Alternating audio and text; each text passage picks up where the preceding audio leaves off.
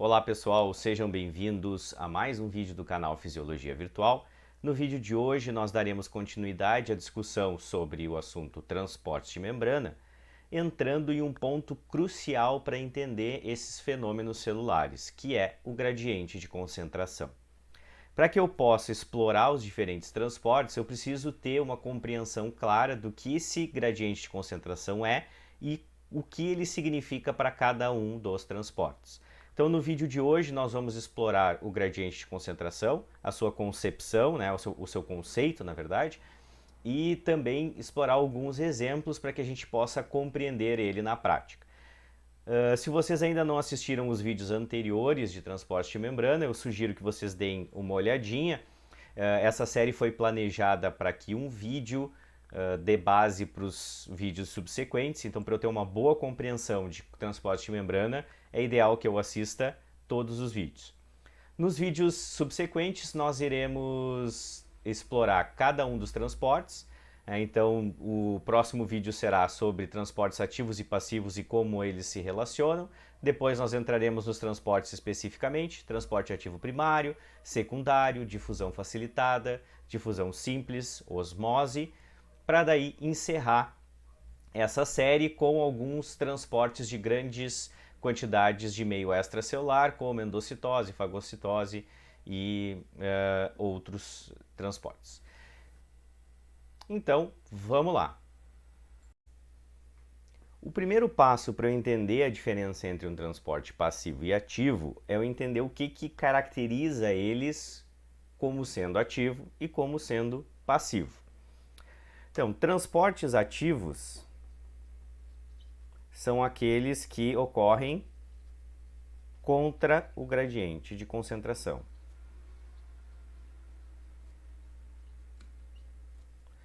Transportes passivos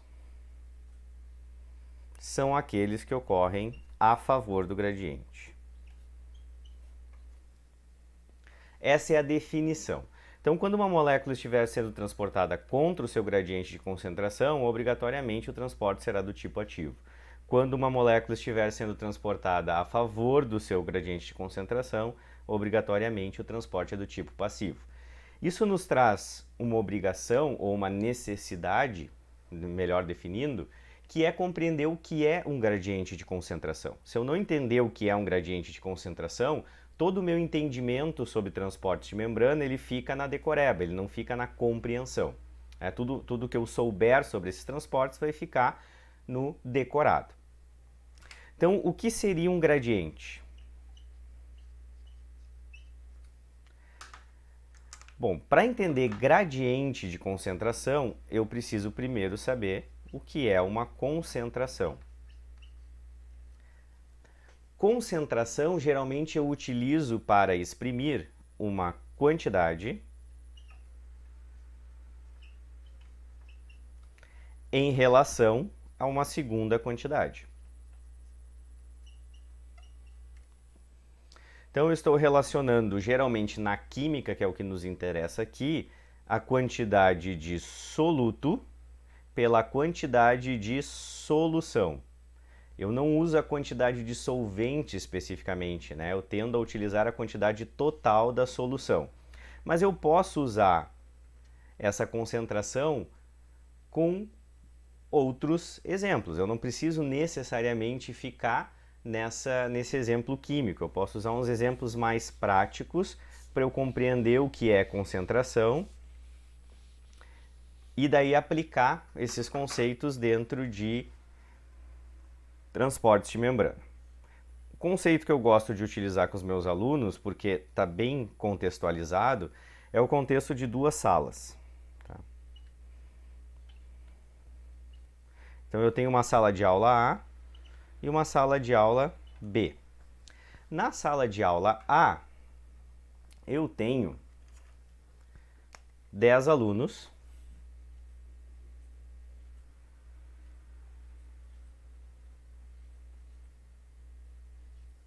e eu tenho um professor. Sala de aula bem clássica, né? Professor aqui na frente, os alunos todos olhando. Uma coisa que cada vez menos a gente vai ver daqui para frente em termos de educação. Bom, posso dizer que nesta sala eu tenho 10 alunos, uma quantidade, para um professor.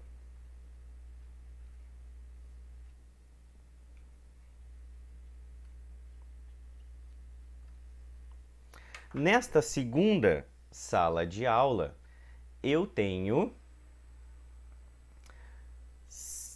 5 alunos e um professor. Então, posso dizer que tenho 10 alunos para um professor. Opa, 5 alunos para um professor. Então, a concentração nesta sala é 10 alunos por professor, a concentração nessa sala é 5 alunos por professor. Agora eu coloquei entre essas duas salas uma conexão, uma porta,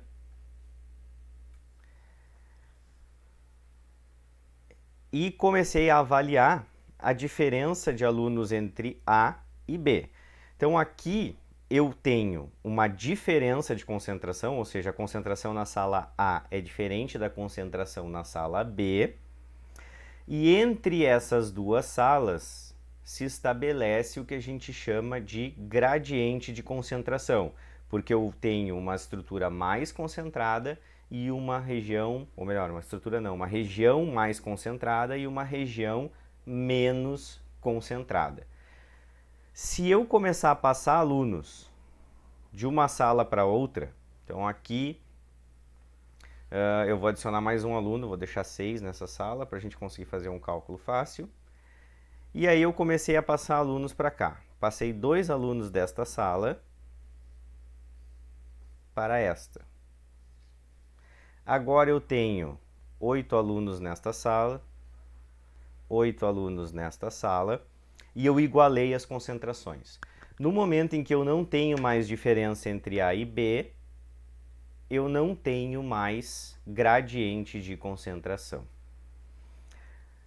Então, primeira lição aqui, para que eu tenha um gradiente de concentração, precisa existir diferença entre os pontos que eu estou avaliando. Quando eu falo em transportes de membrana, os pontos que eu avalio é a parte de fora e a parte de dentro da célula. Se não existir diferença de concentração, não existe gradiente. Importante, desde o início, para o professor eu tenho um professor aqui e um professor aqui. Se eu pensar agora, em vez de alunos por professor, pensar em alunos por sala de aula, professor por sala de aula, não existiria gradiente de concentração para professor, porque já está igual. Mas existiria na parte inicial, que a gente tinha 6 aqui e 10 aqui, existiria gradiente de concentração para alunos. Então, a segunda característica importante quando a gente fala em gradiente é que o gradiente é característica de cada molécula.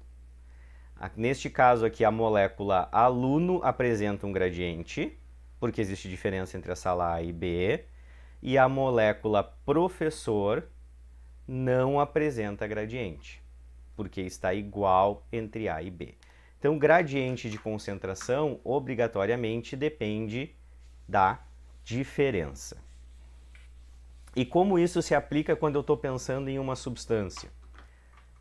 Vamos pensar então aqui num compartimento em que eu tenho água como soluto e eu adicionei aqui neste canto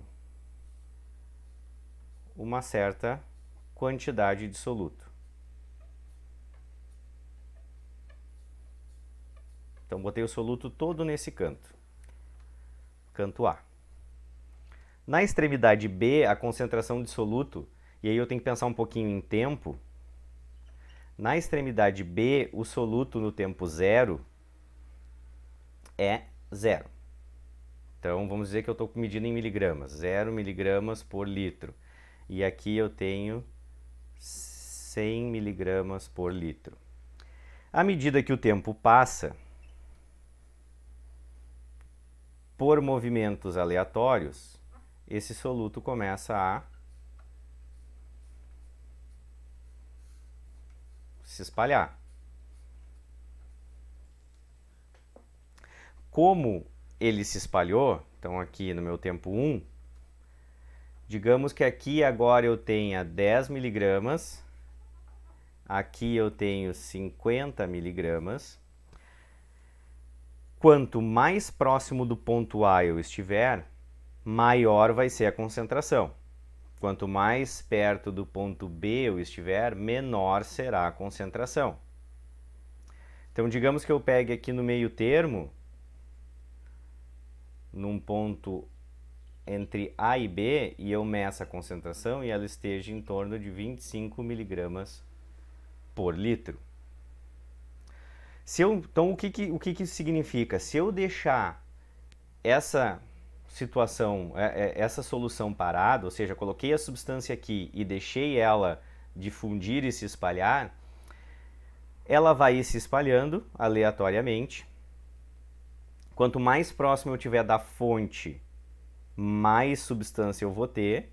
Quanto mais longe eu estiver da fonte, menos substância eu vou ter. Por isso que a gente chama isso de gradiente de concentração. Porque existe uma concentração gradual, uma concentração que decresce de A para B e cresce de B para A, gradualmente. Quanto mais próximo de B eu estiver, menor será a concentração. Quanto mais próximo de A eu estiver, maior será a concentração.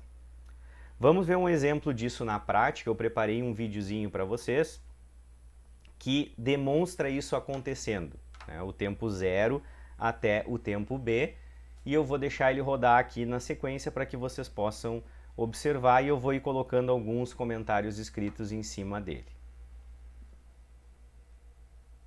Estou aqui na situação A, vou colocar agora a substância no ponto A, que é um saquinho de chá. Então esse saquinho de chá contém 100% da concentração de soluto.